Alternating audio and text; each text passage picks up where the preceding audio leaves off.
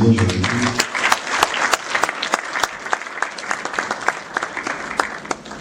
Alors, ministère des Droits humains, regardez.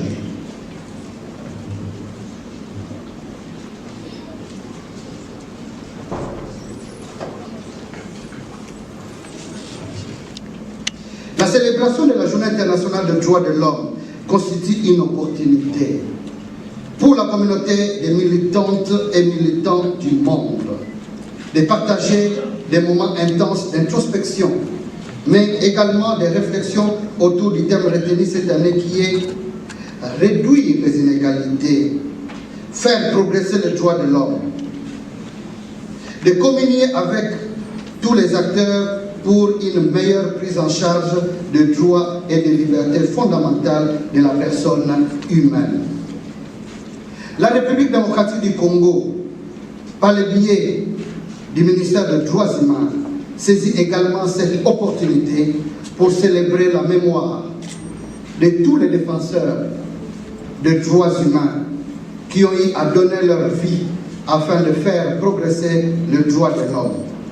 Nous avons une pensée pieuse pour Floribert Chebeya, de heureuse mémoire, son compagnon Fidel Bazana, Rossi Mokeni, Luc Nkulula, Pascal Kabengele et tant d'autres défenseurs des droits de l'homme. En leur mémoire, nous vous prions d'observer une minute de silence, s'il vous plaît, pour y arriver. Cependant, beaucoup a été fait en matière de droits de l'homme grâce à une ferme volonté politique de son Excellence, Monsieur le Président de la République, Félix Antoine Tshisekedi, qui a rappelé hier même, lors de sa déclaration magistrale à l'occasion de la conférence mondiale virtuelle sur la démocratie, convoquée et présidée par le président américain Joe Biden, du 9 au 10 décembre 2021, donc aujourd'hui, qu'il faisait, le président de la République donc, qu'il fait des droits humains son cheval de bataille afin d'atteindre un véritable état de droit en République démocratique du Congo. Cette volonté politique du chef de l'État permet à ce qu'il y ait pour la première fois en République démocratique du Congo des avancées sur la justice transitionnelle. En effet, dans les jours qui viennent, nous débuterons avec les consultations nationales dans les 26 provinces afin que les Congolaises et les Congolais fassent enfin les deuils sur les victimes des crimes crapuleux commis sur le territoire national. Nous remercions et nous n'oserons le faire assez le Bureau conjoint des Nations Unies, particulièrement son directeur, M. Abdoulaziz Thioye, ici présent, directeur, je disais, du Bureau conjoint des Nations Unies aux droits de l'homme, pour s'être associé à nous, ainsi que toute l'assistance, vous tous ici présents, pour avoir accepté de célébrer avec nous la Journée internationale des droits humains. Ainsi,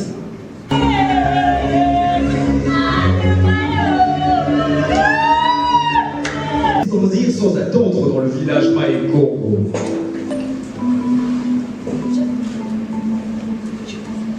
Frappant un hache, femme et enfant qui rencontraient le chien.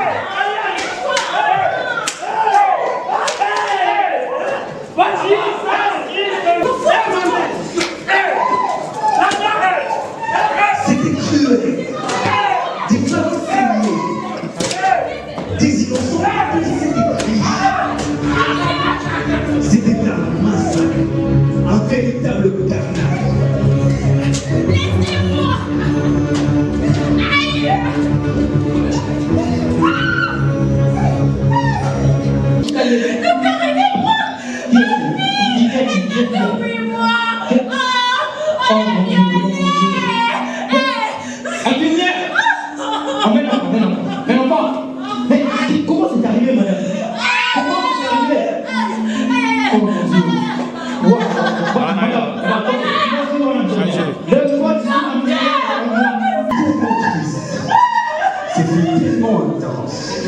que la lumière puisse vivre. Le docteur...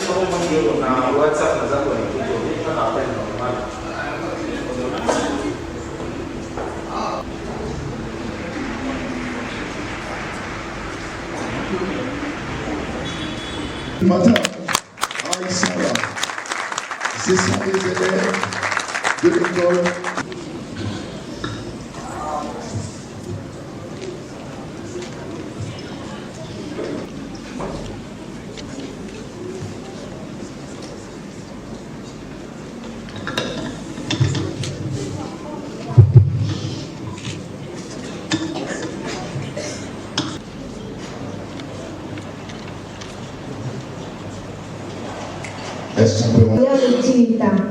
Notre présence en ce lieu se justifie par le fait que, devant les actes de violence et de barbarie qui révoltent la conscience de l'humanité, nul ne peut rester indifférent. Parce qu'il existe des lois.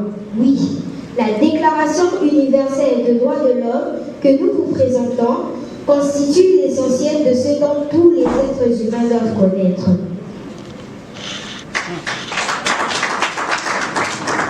Premièrement, tous les êtres humains naissent libres et égaux en dignité et en droit. Deuxièmement, chacun peut se prévaloir de tous les droits et libertés sans distinction, des races, des couleurs, des sexes, des religions ou d'opinions. Tout individu a droit à la vie, à la liberté et à la sûreté de sa personne. L'esclavage et la traite d'esclaves sont interdits sous toutes ses formes. Nul ne sera soumis à la torture, ni à des peines ou traitements cruels, inhumains ou dégradants. Chacun a le droit à la reconnaissance en tout lieu de sa personnalité juridique.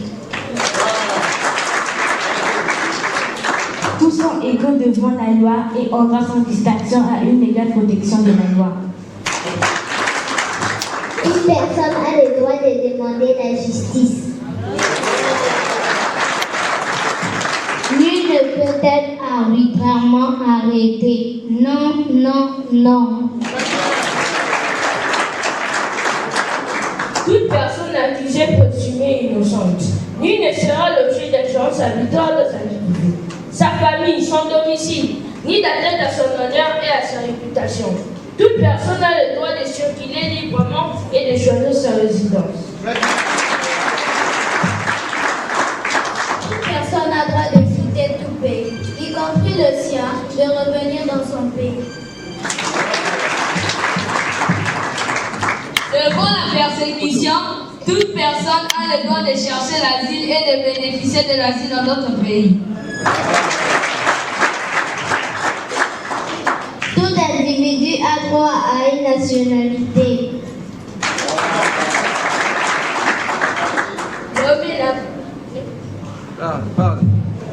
L'homme et la femme sans aucune restriction quant à la race, la nationalité ou la religion ont le droit de se marier et de fonder une famille.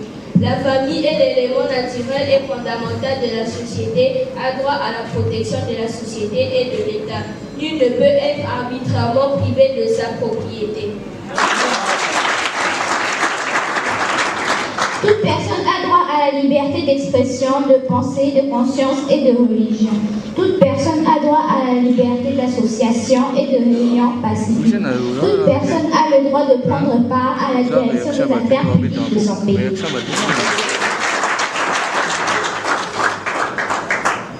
Toute personne a droit à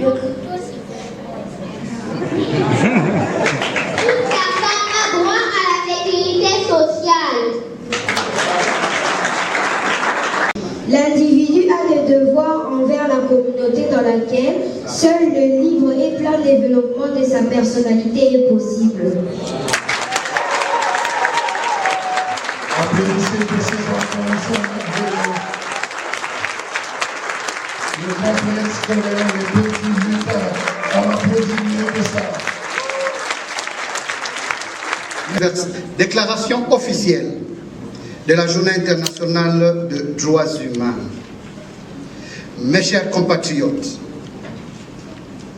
10 décembre 1948, 10 décembre 2021, 73 ans depuis la proclamation de la Déclaration universelle des droits de l'homme.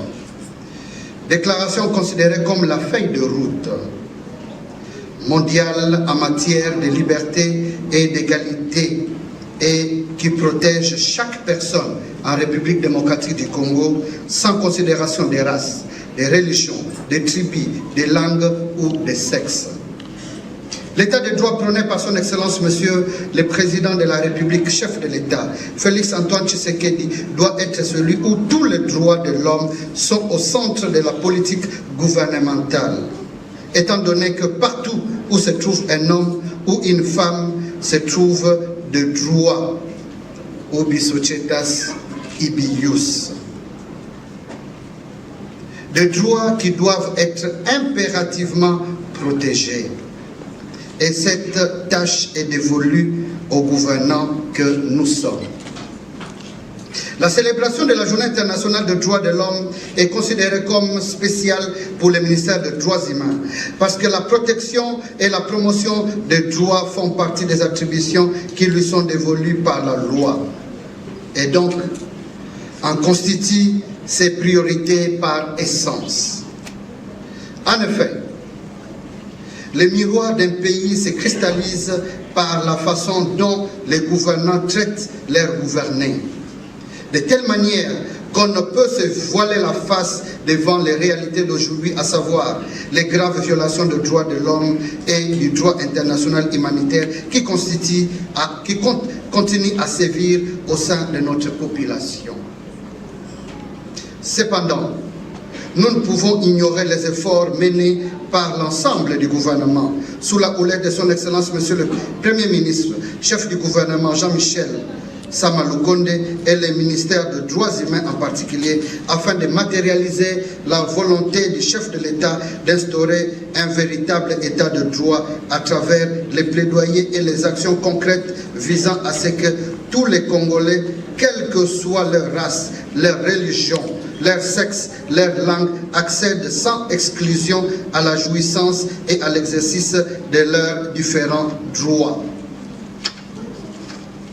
La République démocratique du Congo s'efforce, autant que faire se peut, de mettre en place des éléments catalyseurs susceptibles de favoriser l'instauration de cet état de droit voulu par tous et ainsi démontrer à la face du monde que le Congo d'hier n'est plus le même aujourd'hui quant à la protection et à la promotion des droits humains. Chers compatriotes, tous les êtres humains naissent libres et égaux en dignité et en droit.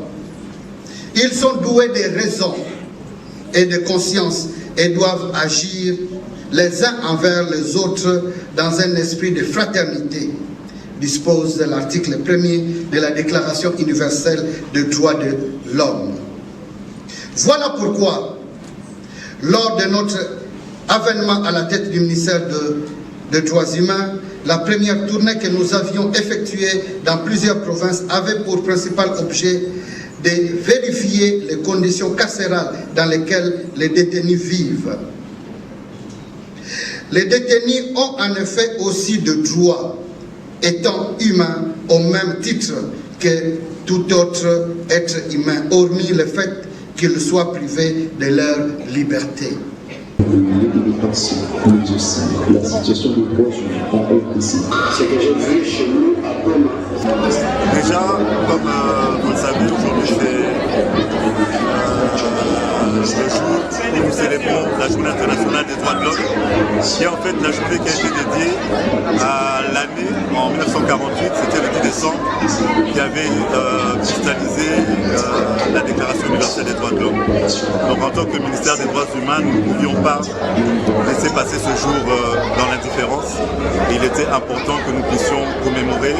Et pour nous, le ministère des droits humains, nous avons voulu que cette journée soit une journée où nous pouvons réfléchir, où nous pouvons montrer à travers tout ce qui s'est passé, le spectacle que vous avez vu, la déclamation, les scénettes.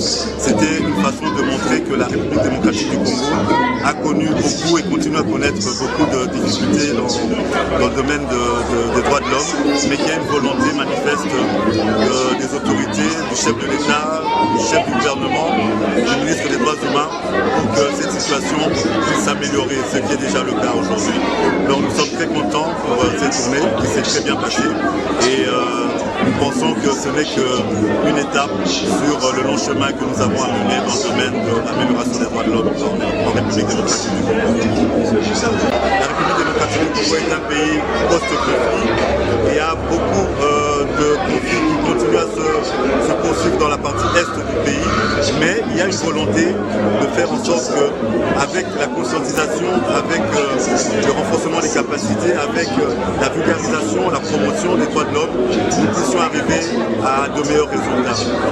Le chemin est encore long, mais le pays avance positivement.